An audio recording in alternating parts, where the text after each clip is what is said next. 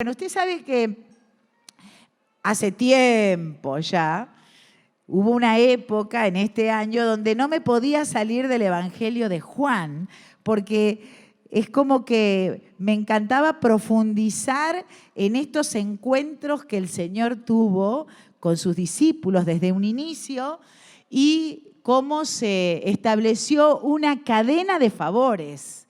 No sé si usted se llega a dar cuenta que usted es una cadena, es un eslabón de esta cadena de bendición, ¿no es cierto? Y todo empieza con uno.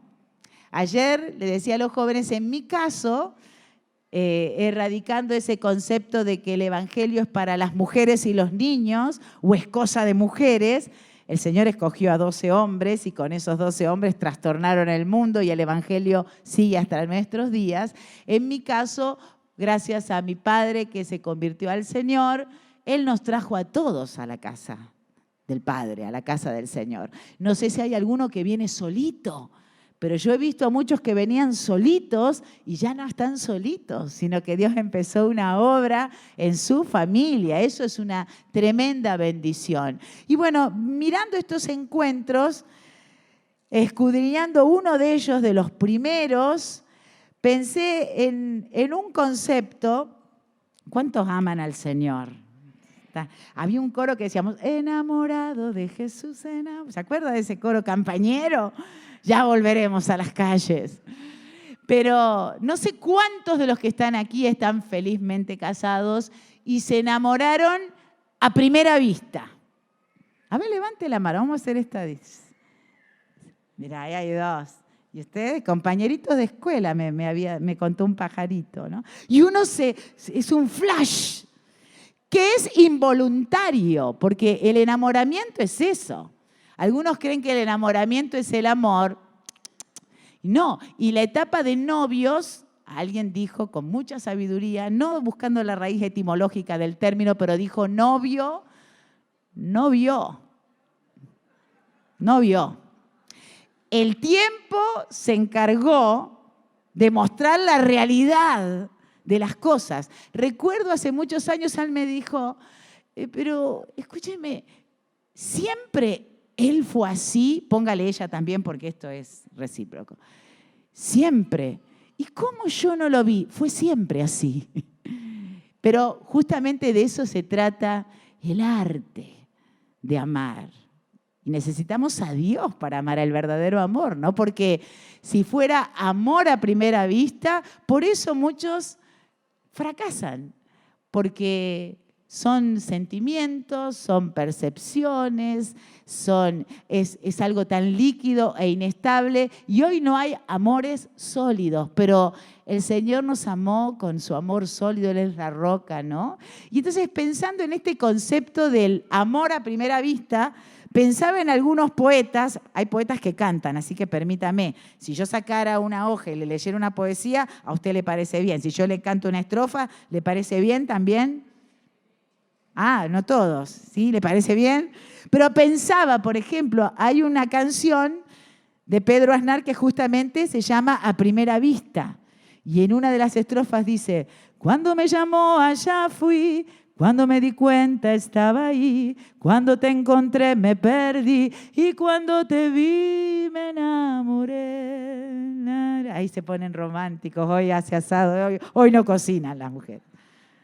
¿Recuerda? Cuando te vi me enamoré. Amor a primera vista, pero después viene la otra etapa que requiere decisión y requiere esfuerzo y que Dios está en el tema. ¿Cuántos dicen amén por este diseño? Y después pensé en otro, no sé si escuchó a esta otra, que dice, te vi, juntabas margaritas del mantel. Yo sé que te traté bastante mal, no sé si eras un ángel o un rubí, yo simplemente te vi. Y el estribillo es precioso, dice, te vi, yo no buscaba a nadie y te vi. Y lo vio, ¿o no? Que Dios los bendiga, hace mucho que no los veo y me da alegría verlos en la casa, bienvenidos. Pero muchas veces hay amores sólidos que comienzan con un amor a primera vista. Y yo quiero hablarle de este te vi, porque Dios nos vio. Pero lo de Él no fue a primera vista, porque Él nos conoce.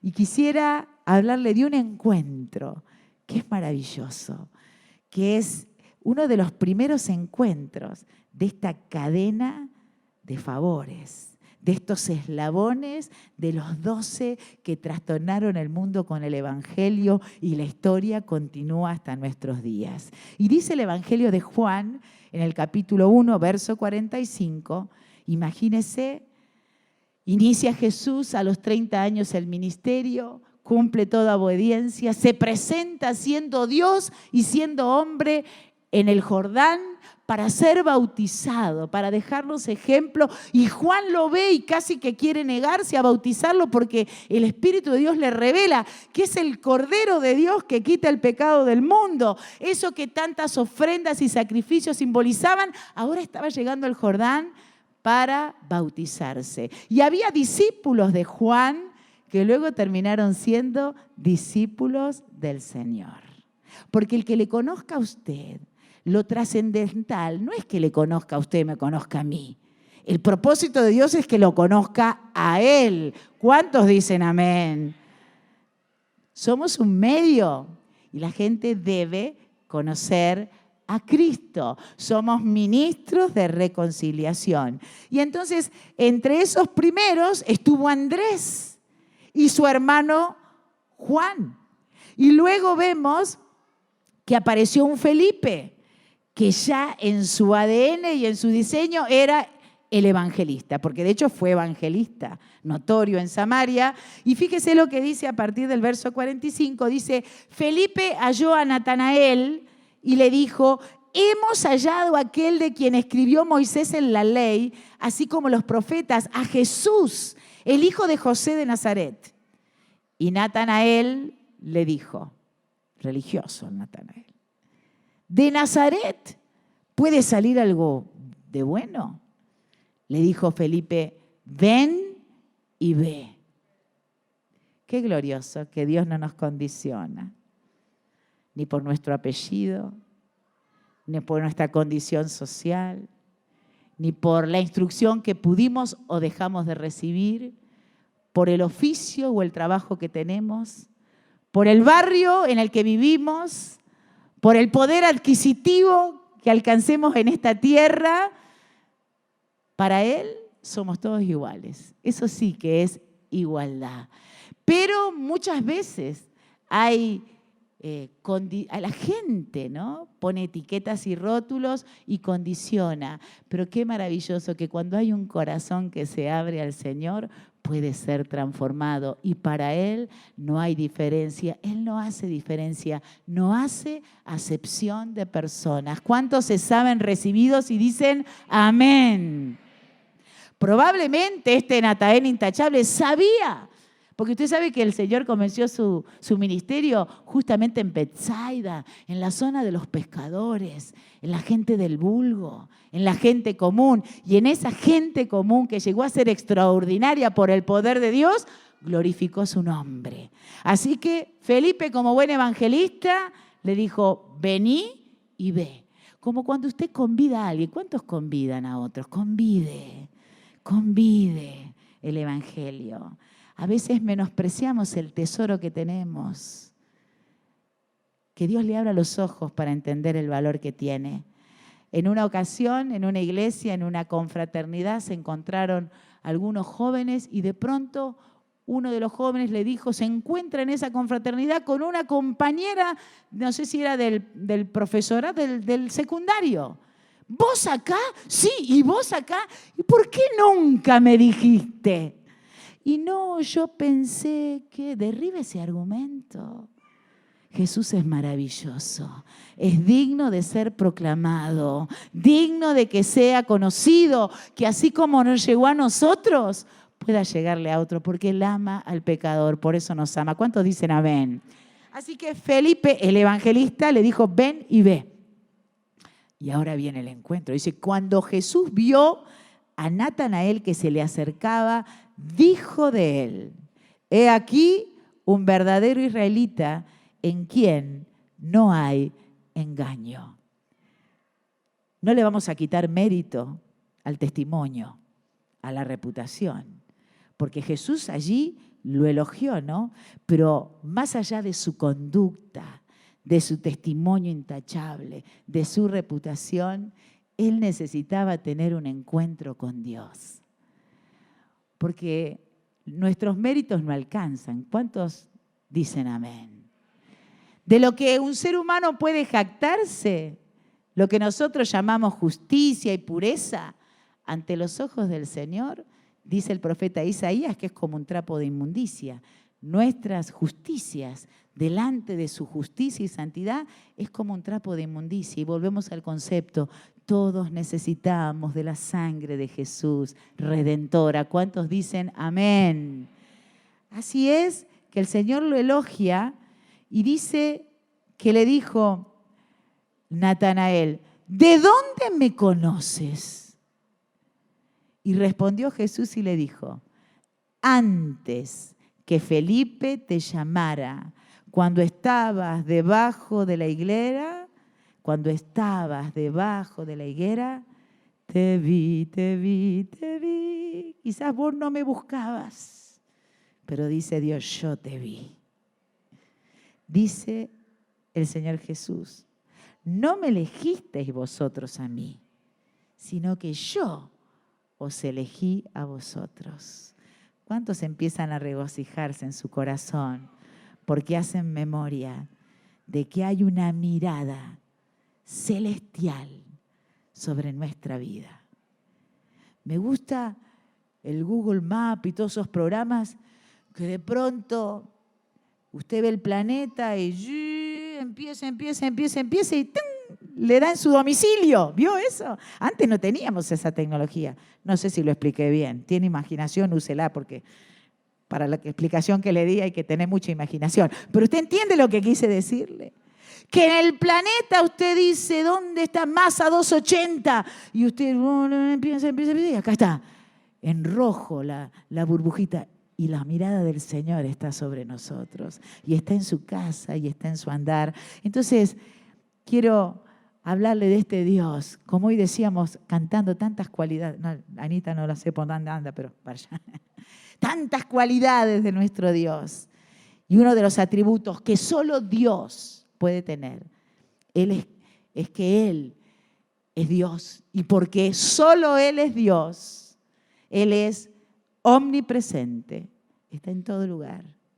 Él es omnisciente, Él todo lo sabe y Él es todopoderoso, omnipotente, todo lo puede hacer.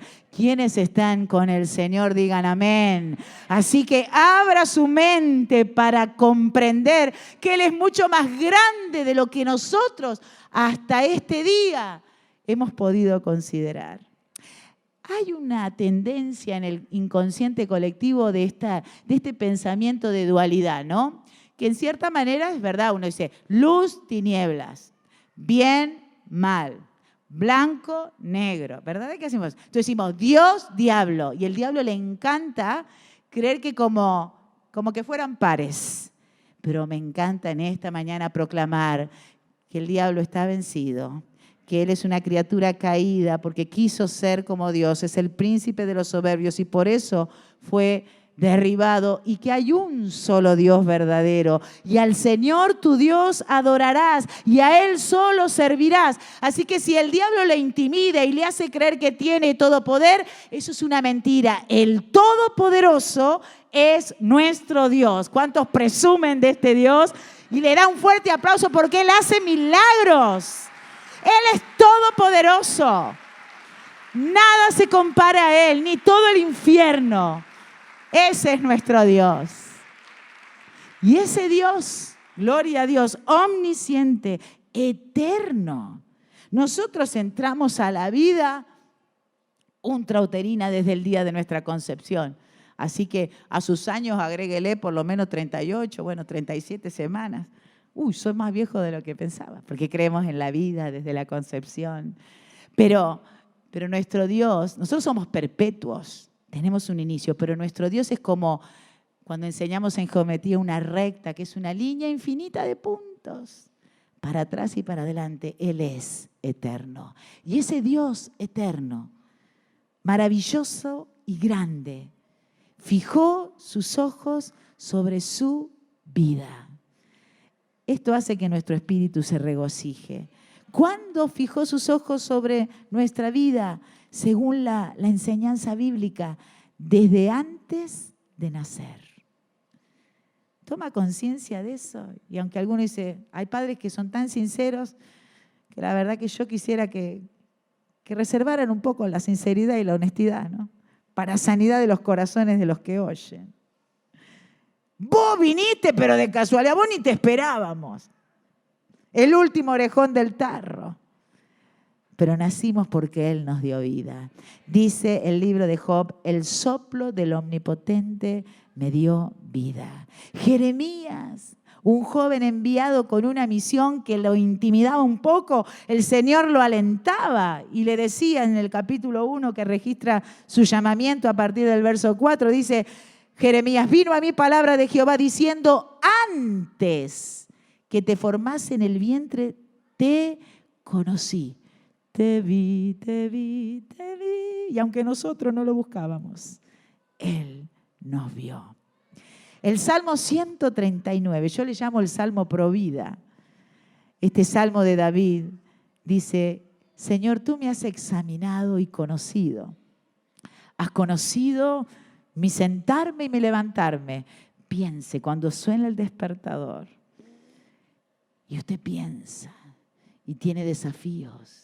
Y quizás tiene temores, que no los comunica porque el jefe de familia se muestra poderoso, líder, que todo está bajo control. Y hay un caos terrible.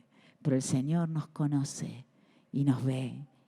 Y dice que conoce nuestro levantarnos, nuestro sentarnos. Dice, entendido desde lejos mis pensamientos. Has escudriñado mi andar y mi reposo. Todos mis caminos te son conocidos. Pues aún no está la palabra en mi lengua. Y aquí, Jehová, tú ya la sabes toda. Pues detrás y delante me rodeaste y sobre mí pusiste tu mano. Tal conocimiento, dice David, es demasiado maravilloso para mí. Alto es, no lo puedo comprender. Y aclara, por si hay alguno que está prófugo o está planificando fugarse. ¿A dónde me iré de tu espíritu? ¿Y a dónde huiré de tu presencia? Yo no me pude escapar de Dios. ¿Cuántos lo intentaron alguna vez? Yo lo intenté. No se puede. La mirada del Señor está sobre tu vida. Y dice, si subiera a los cielos, allí estás. Y si en el Seol, el lugar de los muertos, hiciere mestrado, he aquí, allí tú estás. Si tomare ales del alba, si se toma el buque, si me dice, me voy, dice, y habitar en el extremo del mar, aún allí me guiará tu mano y me asirá tu diestra. Si dijera, ciertamente las tinieblas me encubrirán, aún la noche resplandecerá alrededor de mí. Aún las tinieblas no encubren en ti y la noche resplandece como el día. Lo mismo te son las tinieblas que la luz, porque tú me formaste en mis entrañas, tú me hiciste en el vientre de mi madre. Te alabaré porque formidables, maravillosas son tus obras. Estoy maravillado y mi alma lo sabe muy bien. No fue encubierto de ti mi cuerpo, bien que en oculto fui formado y entretejido en lo más profundo de la tierra. Mi embrión vieron tus ojos y en tu libro estaban escritas todas aquellas cosas que fueron luego formadas sin faltar una de ellas. Hermanos, hasta nuestro futuro ya está escrito. Él ya lo conoce. No tenga temor. Por eso David reflexione y tiene que hacer un alto como un Selah y decir, cuán preciosos me son, oh Dios, tus pensamientos, cuán grande es la suma de ellos. Si los enumero, si procuro enumerarlos, se multiplican más que la arena. Despierto y aún estoy contigo. Dios nos miró, Dios nos vio, aún antes de nacer. Segundo lugar, como para buscar, ¿no?, y reflexionar en este Dios tan maravilloso que nos ve, que nos mira. Dios nos vio en nuestra vergüenza. ¿Cuántos dan gloria a Dios por eso? ¿Ha tenido vergüenza alguna vez? ¿O es un sin vergüenza? Qué tremendo. El amor de Dios nos cubre. ¿Se acuerda? Adán, ¿dónde estás? Contigo quiero estar. Y el lugar en donde hablábamos vacío está. Adán, te amo, la forma he de hallar, y como antes nuestra comunión será. Después de que aceptaron la engañosa propuesta, firmaron el contrato que tenía letra chica, que no leyeron, que decía que estaba buenísimo vivir la vida loca. Y firmaron y compraron. El diablo hace marketing con lo suyo. Pero después vino la consecuencia, había que pagar, porque la paga del pecado es muerte. ¿Y cuál era el pecado? Independizarse de Dios. ¿Ustedes están siguiendo a Dios? No, no es tan así. Con que Dios te ha dicho, ¿qué tanta? Con lo que dice Dios, no. Hay que independizarse. Ustedes, si se independizan, van a ser su propio Dios. Como dice aquel que cantaba, que ya no hay mucha memoria porque Dios lo hizo tropezar y caer, Cordera, que dijo, soy mi propio referente, soy mi Dios. Entonces la propuesta de vivir sin Dios, ese fue el gran pecado de la independencia, pero que trajo emociones que nunca antes habían sido experimentadas. Porque en el Edén era todo placer y delicia. Pero luego de independizarse de Dios, llegó uno de estos sentimientos, la vergüenza. ¿Y qué hicieron? Se vieron desnudos, expuestos, perdieron la inocencia y procuraron ilusamente esconderse de Dios. ¿Y dónde fueron? Detrás de los árboles, pero Dios salió al huerto a buscarlo, porque aún su mirada de amor está sobre nuestras vidas en las horas en que hay vergüenza. Y quiero decirle algo. Hay un servicio que no es gratuito porque trae muchas consecuencias. Y lo ejerce 24/7, todo el tiempo. Satanás, el diablo, la Biblia lo describe como el acusador de nuestros hermanos. ¿Cuántos fueron a la presencia de Dios y sintieron, por un lado, la voz de Dios atrayéndote y por el otro lado al acusador? Pero quiero levantar en alto la verdad de Dios, que dice que Él nos miró, aun cuando fracasamos, cuando en el camino de Dios nos caímos, cuando nos salió mal. ¿Cuántos le dan gracias a Dios por la misericordia? Y Dios nos vio. Cuando la vergüenza nos invadió, como Adán, y nos buscó. Y buscó la manera de resolverla. Y nos cubrió. Ya no había que esconderse. Dios mismo le fabricó túnicas con una de animal que sacrificó porque sangre se derramó. El primer sacrificio que representaba a Jesús. Dios nos miró en nuestra vergüenza, no como lo hace Satanás para traer acusación, sino nos miró para ofrecernos su perdón. En tercer lugar, Dios nos mira todo el tiempo. ¿Se pone contento de esto? Porque me dice, Dios me ve, Dios me ve. Cuando estoy sirviendo, Dios me ve. Después ahora que no me vea, cierro la compuerta, no, Él nos ve. Dios nos ve en nuestra huida. ¿Se acuerda del náufrago de la Biblia? ¿Quién era el náufrago? Jonás. Correcto, ganaron. Este sector ganó el punto. Jonás. Él no podía entender la misericordia de Dios. Porque esa fue la causa por la cual dice, qué desobediente, le decimos a los chicos, este Jonás que no le hizo caso a la palabra de Dios, qué bárbaro este. Y encima, ¿cómo? Profeta que no le hace caso. Pero ¿sabe por qué no le hizo caso? ¿Por qué él no podía contemplar un hombre de la ley como este Natanael, no? No podía contemplar que Dios, un Dios misionero, que desde el comienzo fue su voluntad no solo salvar a la nación de Israel, sino en Israel poder traer luz a todas las naciones, no le podía entrar en la mente estrecha de Jonás que Dios podía perdonar a una ciudad tan sangrienta y enemiga de Israel como lo era Nínive. Por eso se tomó el barco. Y si tenía que ir a Nínive, se fue para Tarsis. Pero Dios lo buscó porque lo vio. Y él dijo, me voy a lo más abajo del barco, porque cuando uno huye de Dios, no la pasa bien. Le digo por experiencia propia. Uno empieza a deprimirse. ¿Alguno puede testificar que le sucedió? ¿O soy la única náufraga que me tomé el barco? Yo me lo tomé. Y después, Dios prepara tempestades. Y después le damos gracias a Dios por las tempestades. ¿Cuántos dicen amén?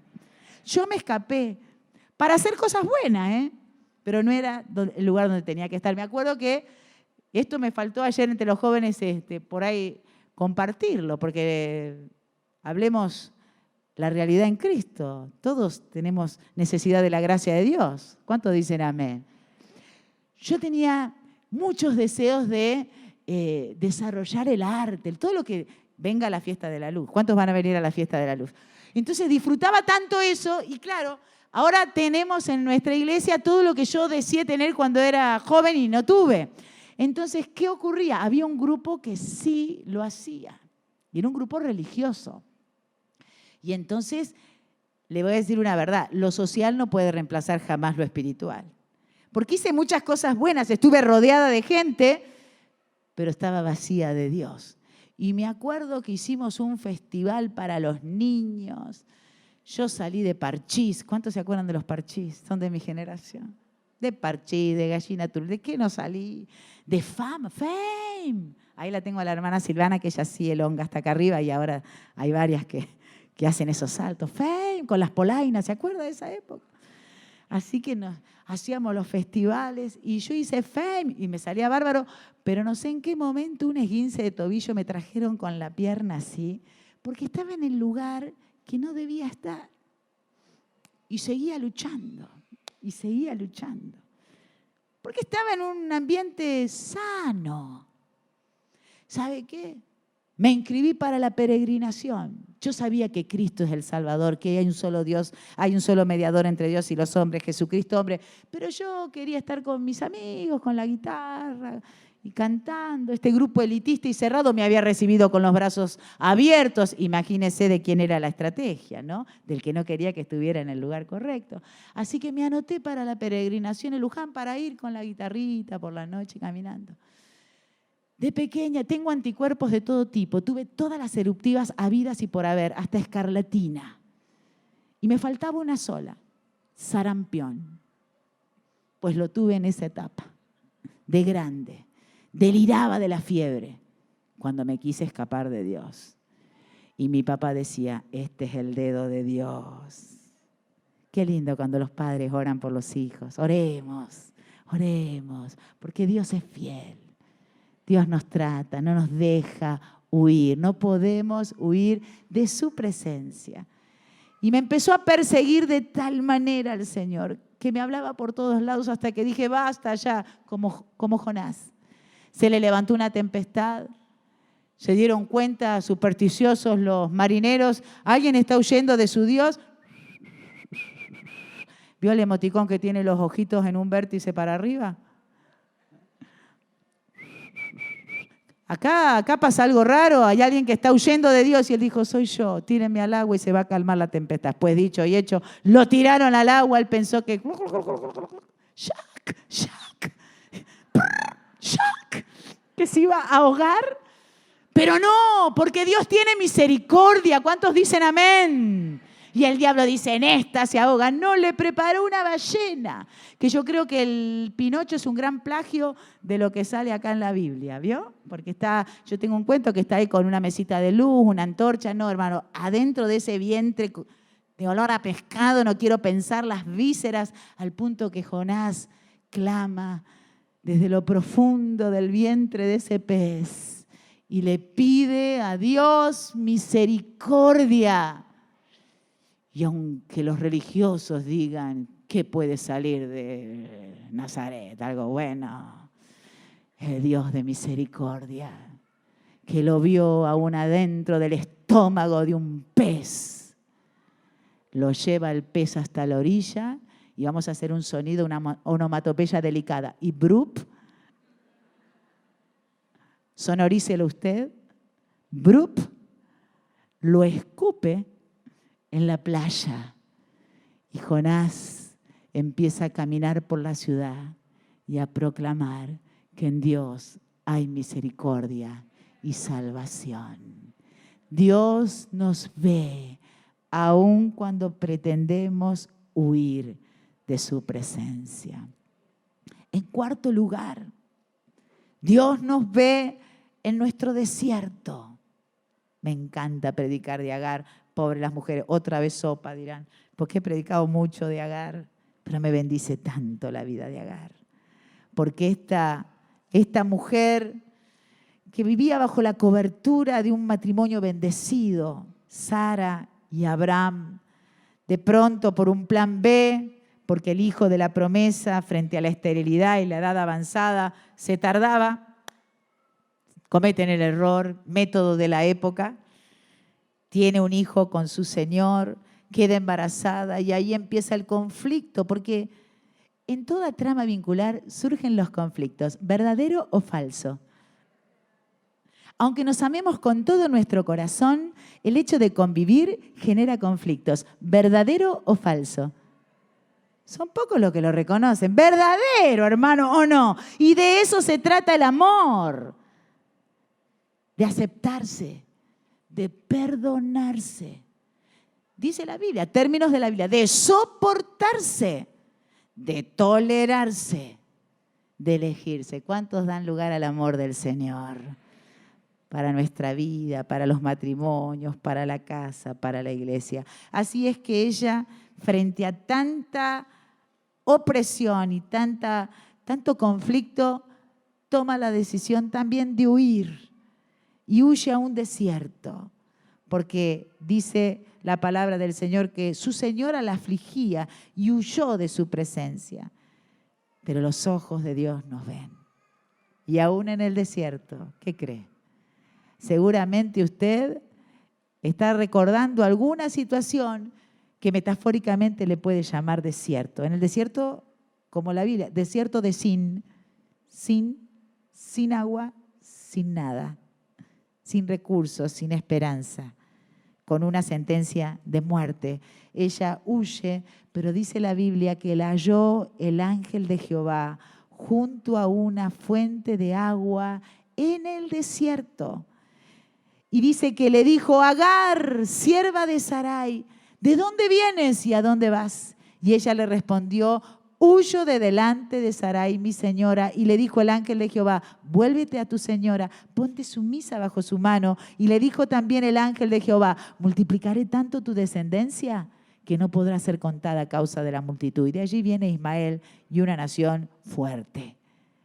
¿Qué quiero decir? Que cuando estamos en un desierto y creemos que nadie nos ve, de hecho, Agar es la que llama a Dios cuando le abre los ojos, le envía un mensajero, le abre la mirada y ve un pozo de agua.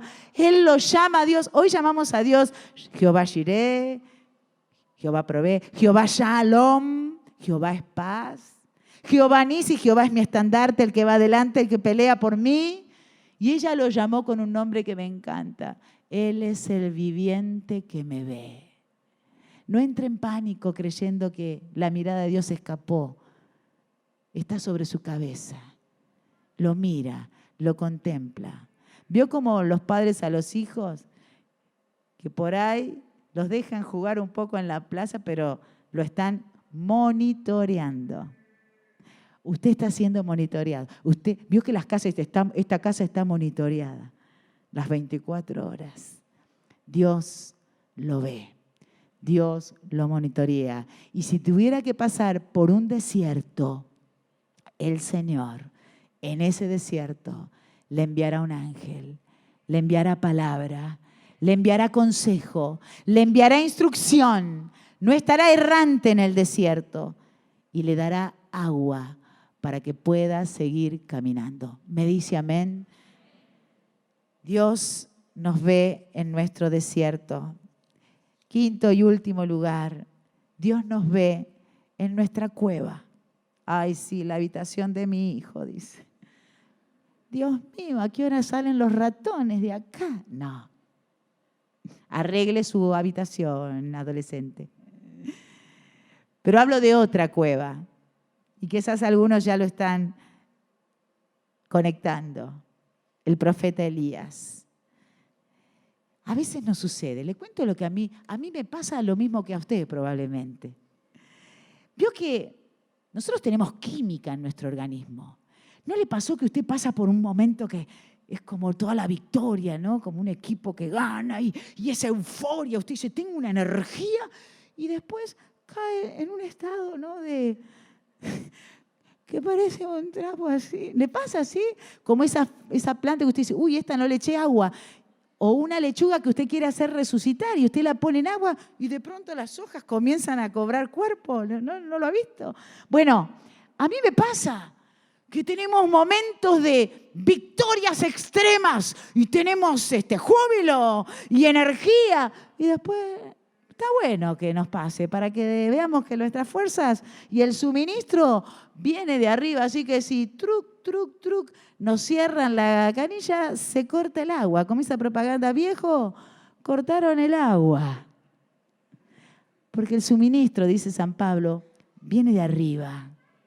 Nuestra fuerza, nuestra vitalidad, el poder, la paz, la victoria, la capacidad, la sabiduría. ¿Cuántos reconocen que todo viene de Dios? Y fíjese que Elías, cuando lo encontramos en una cueva, exhausto y deprimido. Así estoy yo, dice alguien. Exhausto y deprimido. Acababa de salir de una tremenda victoria, porque toda la nación estaba gobernada por una fórmula presidencial que ni le cuento. Cualquier semejanza con la realidad es mera coincidencia. Un rey pusilánime, Acab, y una mujer dominante, Jezabel. Ella dominaba y hacía todo. Y ella tenía idolatría en su corazón. Y quiso establecer esa idolatría que tenía en su corazón en toda la nación. Así que le concedía todos los antojos a este rey caprichoso. Y esta Jezabel amparaba a los profetas de Baal dentro de una nación que era la nación que tenía al rey de Israel, al rey de reyes y al señor de señores.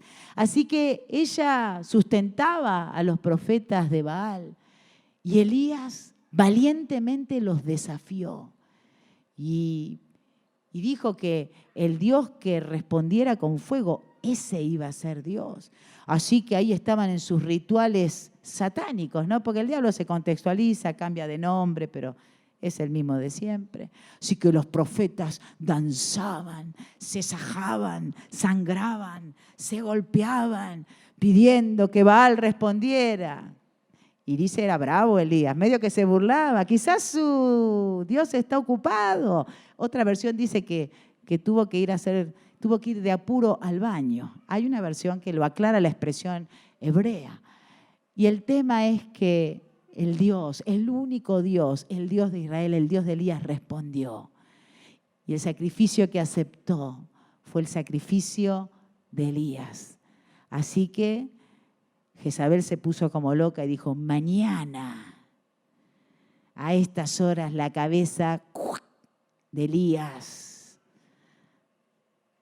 va a estar derramada por la tierra. Lo sentenció a muerte. Y de pronto un hombre que había experimentado el poder de Dios, la unción, la valentía, de pronto ahora la voz de una mujer endemoniada lo intimidó a tal punto que se encontró exhausto, deprimido, con deseos de morirse en una cueva. Y uno dice, chan, chan, se terminó la vida de Elías. Pero no, porque los ojos de Dios están sobre nuestras vidas. También cuando estamos como escondidos en una cueva, en la angustia, en la depresión, en pensamientos morbosos, en pensamientos de fracaso, de desesperanza, de desaliento. Usted entiende lo que es esa maraña, ¿no? Por eso Jesús dijo, si tu ojo tiene luz, todo tu ser tiene luz. Pero cuando uno a veces escucha las palabras, se da cuenta de lo que hay internamente y que hay una mente que se puso, no estos lentes, sino los negros, y que ve todo mal. Pero cuando llega la luz del Señor, alumbra nuestro entendimiento y vemos un camino de salida cuando antes creíamos que no había esperanza y que estaba todo perdido. ¿Cuántos se gozan de saber de que Dios puede sacarnos de la cueva? ¿Y qué hizo el Señor? ¿Lo condenó? No lo condenó.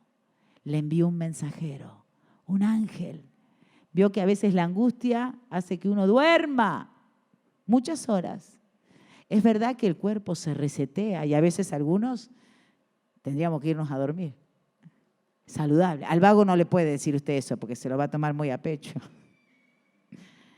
Pero hace bien dormir. Pero estaba tan cansado que el ángel lo despertó, lo alimentó, le dio una torta y él se volvió a dormir. Y me bendice esto, que el Señor es tan personal, que a este le tiene que hablar 2 veces, al otro le habla.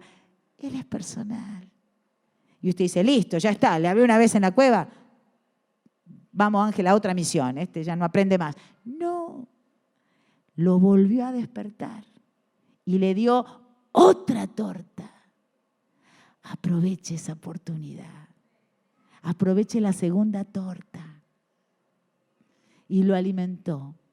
Y dice que fortalecido con esa comida, caminó 40 días y 40 noches hasta llegar al más hermoso lugar, al monte de Dios. Allí vamos a llegar, peregrino. ¿Se acuerda la película que disfrutamos? El progreso del peregrino. Pasamos por muchas situaciones, erramos, nos caemos, nos levantamos, aprendemos, no reincidimos, aprendemos y seguimos caminando porque Dios no acaba con nosotros. Dice, porque no te dejaré hasta que haya hecho lo que te he dicho. Cierre sus ojos un momento.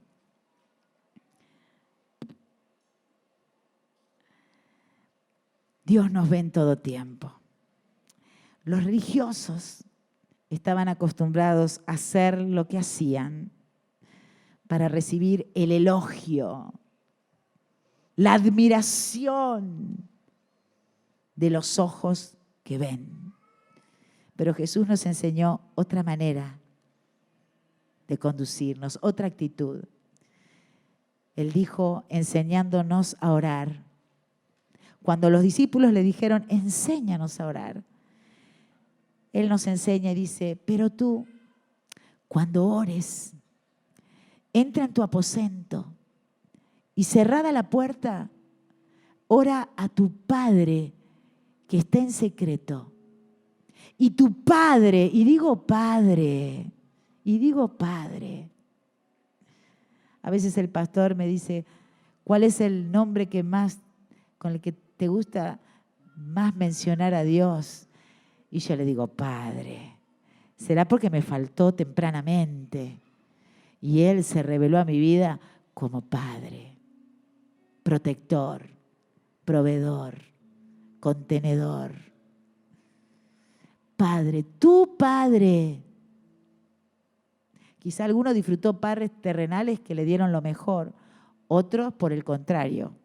Si aplican esa imagen al celestial, seguramente tendrá una imagen distorsionada del Padre Celestial, pero Él puede abrir sus ojos para revelarle al Padre de las luces. Dice, ora a tu Padre que está en secreto, y tu Padre que ve, y otra vez te ve, te mira. Hay gente que habla y dice, no, pero mírame, no te escucho con los ojos. Sí, yo creo que se escucha con los ojos. Porque aún el joven rico que eligió mal, dice la Biblia que Jesús, mirándole, le amó. Y solo el Espíritu de Dios puede hacer lo que yo soy incapaz de hacer. Revelar a lo profundo de su espíritu el amor del Padre. La mirada del Padre, el perdón del Padre, la persecución de amor del Padre, que te sale a buscar, que te conoce, como dijimos, desde el vientre y desde aún antes de nacer. El Padre que te vio en la vergüenza y no se avergüenza de llamarte su hijo. El Padre que te ve en las escapadas y en las huidas, o en los desiertos o en las cuevas. El Padre que te persigue con una mirada de amor. Dice la carta a los Hebreos, capítulo 4, versos 12 y 13. Porque la palabra de Dios es viva y eficaz y más cortante que toda espada de dos filos, y penetra hasta partir el alma y el espíritu y las coyunturas y los tuétanos, y discierne, conoce los pensamientos y las intenciones del corazón. Pero el texto continúa porque dice, y no hay cosa creada que no sea manifiesta en su presencia. Antes bien, todas las cosas están desnudas y abiertas a los ojos de aquel a quien tenemos que dar cuenta. Y podemos acercarnos confiadamente, porque nuestro Padre es el Rey y dice que su trono es trono de misericordia. Este Natanael creyó porque Jesús le dijo, te vi, antes de que te llamara Felipe, te vi. Te vi y le dio el detalle, cuando estabas debajo de la higuera.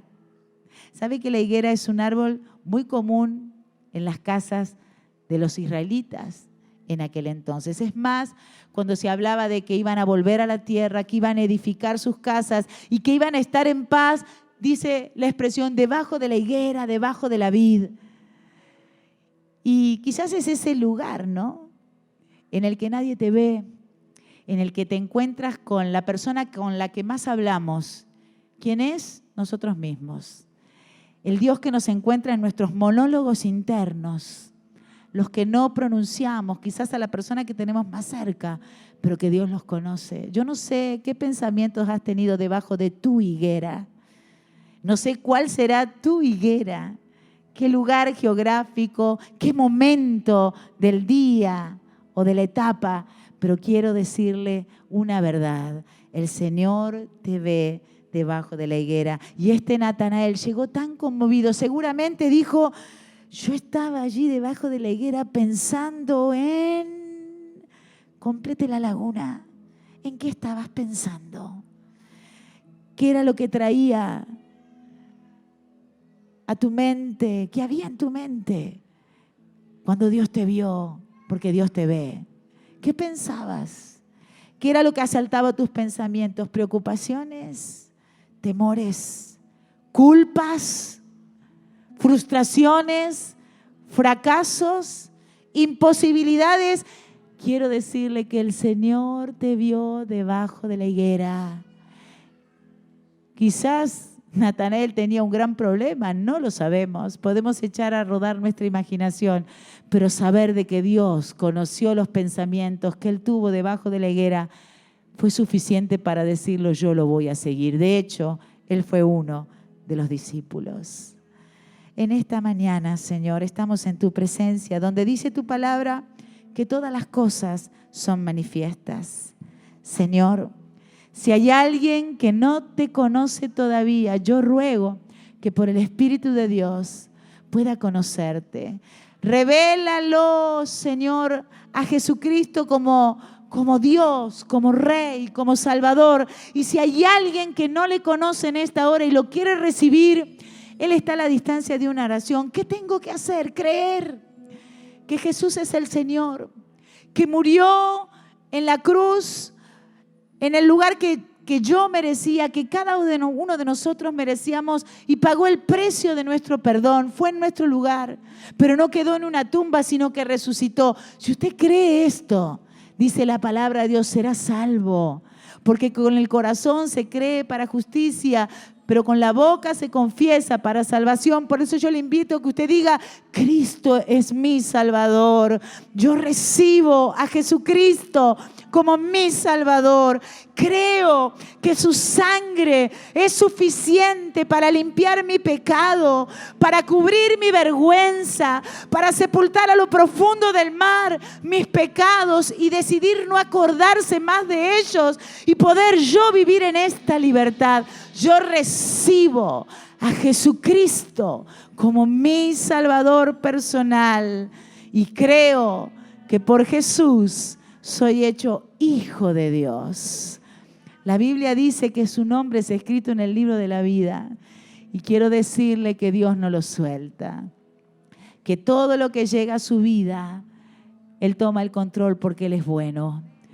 Por eso en esta hora, Señor, entregamos delante de ti lo que hoy por tu palabra has descubierto y lo ponemos en tu presencia, sabiendo que eres buen Padre y que tú cuidas de nosotros, porque tu mirada, que es eterna, tu mirada, la mirada del Dios Todopoderoso, se ha fijado sobre nosotros. El salmista dice, sobre ti fijaré mis ojos, y eso a nosotros nos da absoluta paz, tranquilidad y seguridad de que todo está bajo tu dominio, bajo tu control.